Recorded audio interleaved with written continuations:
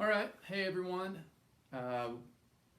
Glad you're here. We're going to be diving into the last section of the Hal Leonard jazz guitar method. And this is the section that covers intros and endings. Introductions and endings are great ways for you to both set up and conclude the performance of a song within a jazz context. Whether it's for your own gigs or at a jam session, these are great ways to provide introductory and conclusion elements to your performance for the listener or the audience to grab a hold of and know what you're doing, instead of just abruptly starting or abruptly ending with the melody of a tune. It adds some other creative elements in there. And there are several types of intros and endings that you can utilize in your performance of a jazz standard or song. So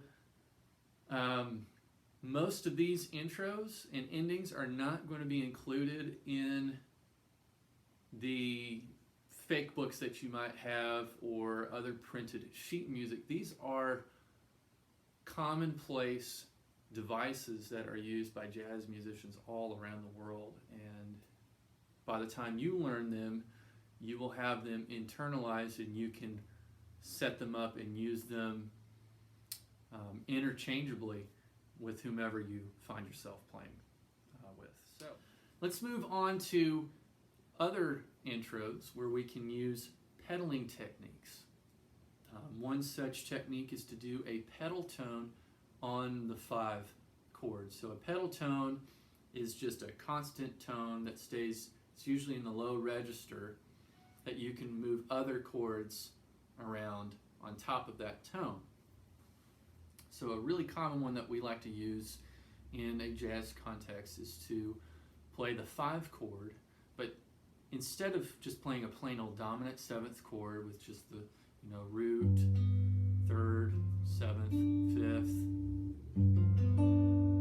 instead of just doing that, root, 7th, 3rd, and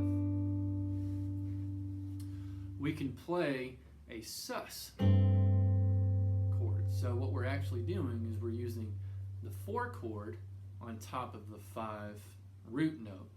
So what we have here is, instead of a plain old G7th, we have an F over G. So we have the root, the 7th, the 9th, and then we're using the natural 11 or the natural 4 to give us a suspended sound. Now, you usually want to vamp on this for a little bit and then move into a type of voicing that highlights the leading tone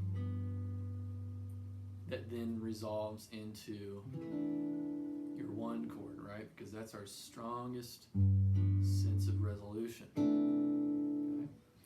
So here we go. We've got this vamp that we're going to start on with an F over G, and then we're going to move from there into an F or a G7 flat 9 flat 5, or a flat 5 flat 9, however you want to look at it. It's an altered chord, so you can just call it G7 altered if you want. So here we go.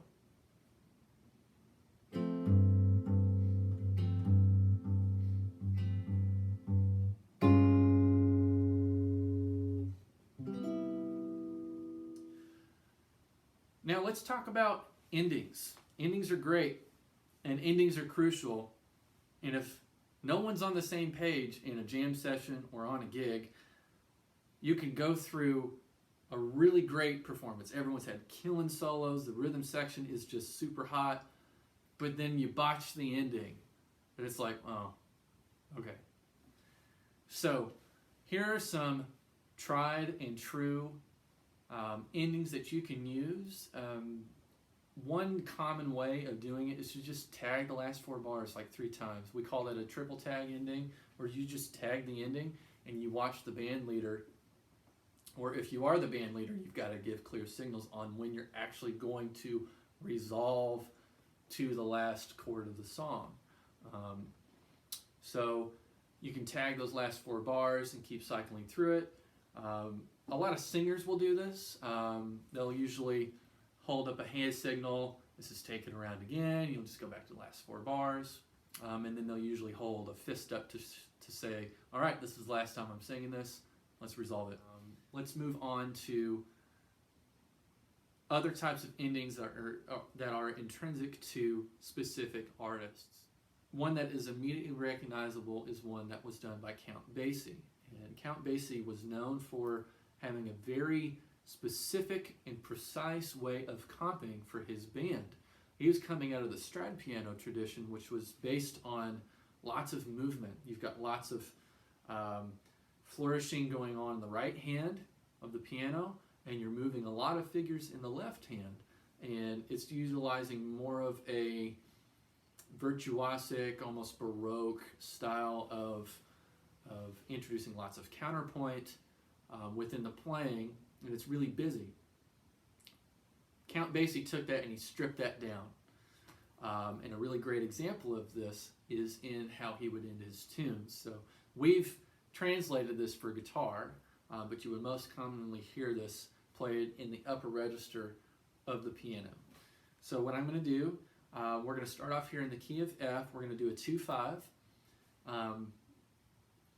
that goes to our signature ending from Count Basie. So here we go.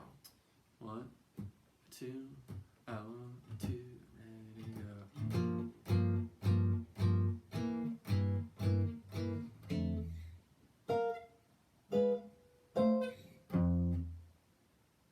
Okay, so those last 2 bars were the signature notes of the Count Basie ending. So what I'm doing there, after moving through just copying Freddie Green style chords at the beginning, and I move up here. So if you can see this, I've got my first finger on a G on the 5th string at the 10th fret, and then I move to the 11th fret 2nd string, and I'm creating a 10th interval between G and what is B flat right here, okay? And I'm holding this F above here. That's our tonic note because we're in the key of F, and this is how you use this. You start on the 2nd degree and harmonize it by a 3rd, or you harmonize it with a 6th below. It doesn't matter. You just want to have, it doesn't matter which interval inversion that you use. You want to make sure that those 2 notes are always present, but this is the most effective way to use it for your own playing on the guitar. So you're going to use that to harmonize it, keep the tonic present, chromatically move it up, keep that tonic present, and then you move it into the 3rd, harmonized up. If I can get it to sound, I'm going to have to change my fingering there. But you've got this tonic triad that's open voiced. So we've got this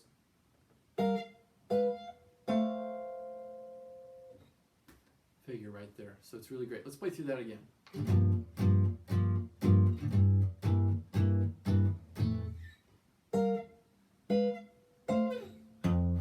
you just end it on a tonic note in your low register. It's really great. So that's it.